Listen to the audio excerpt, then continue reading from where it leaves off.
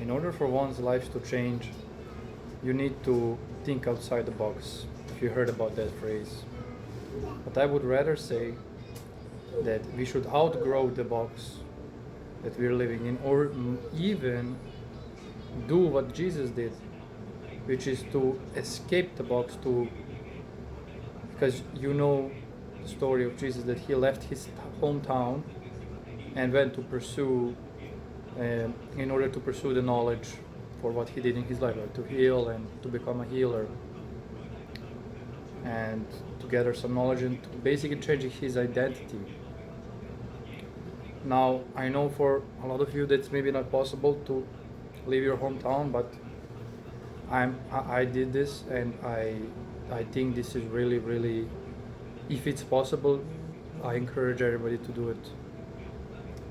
I was kind of forced to do it. I won't go in details with my personal story, but let's go back to the topic. If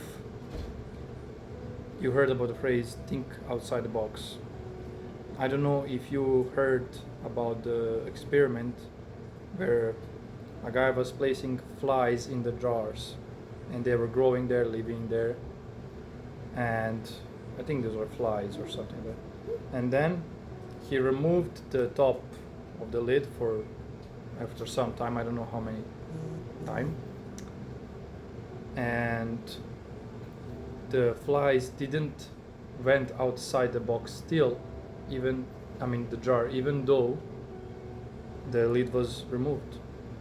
So this is a proof, a physical proof, that you can actually see that if you are living in one place, you will not change. You will not be able to grow. I'm not saying that's what I'm saying. You should either outgrow the box, or so to grow so much that the box is so small that it's gonna break, right? Or to leave it. And this is not easy.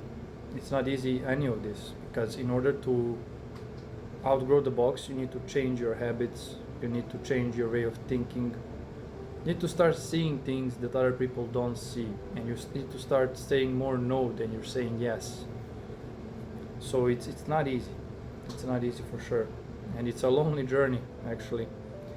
So this phrase think outside the box, yeah, sure, it means that you should change your way of thinking. But if you change your way of thinking, that goes so much further than that. Then you need to change your identity, you need to change your lifestyle.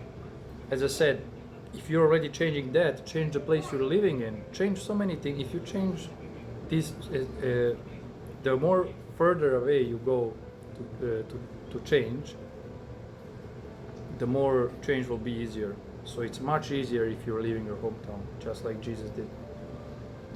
And yeah, all I want to say in this video is, in order for one's life to change, become aware that, okay, I have this way of perception, I perceive this world in this certain way, and I don't like my current life, let's say, and I want to change it.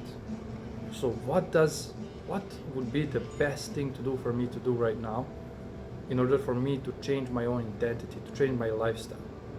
So you can be like, okay, these things I have in my house, I should maybe remove them, replace them, get them out of my house. Maybe I should delete this, delete that. Maybe these people they're not really doing anything in my life, so I should stop talking to them, or just start saying no to them. But of course, if the biggest issue with people is they say yes to other people because they actually do have the time for, and they actually do want to say yes. So you want to say yes to that guy or person who is calling you, because you also want to escape this purpose that you have to do, and then you are together in this mess, right, in this comfort zone, and it's not good. So in order to say no, you need to really change this first, to change your identity. You can read the book of Atomic Habits. It's a good book. It's the first book I ever read, I think. And then when you change your identity, you're automatically like changing your habits, changing your lifestyle. And by changing your lifestyle, you're changing your life, obviously.